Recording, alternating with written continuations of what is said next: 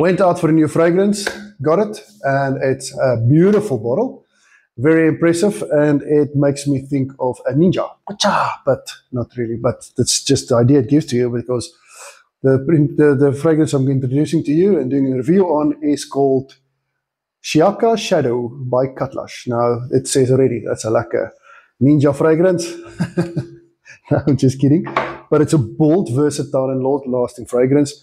I had a sniff of it a bit later this afternoon, and top notes for a gentleman or guy's fragrance, grapefruit, pink pepper, and lavender, comes nice together, but you wouldn't say it's a guy fragrance. But then you check the middle notes, cashmere wood, amber, and cedar, and then it comes down to, okay, this is a bit of a guy fragrance, and it's unisex, but mainly tends to go a little bit towards the male than the female.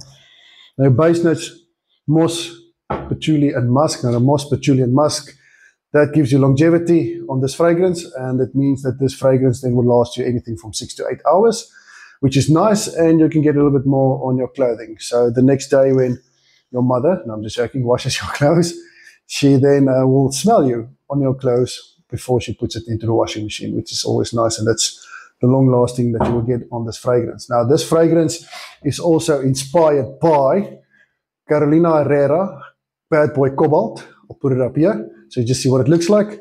And it's about the guys say about 85% close, but still a very nice fragrance. Smells very, very well. And yeah, I'm not too sad about this. This is great. I'm very happy to buy it and to wear it.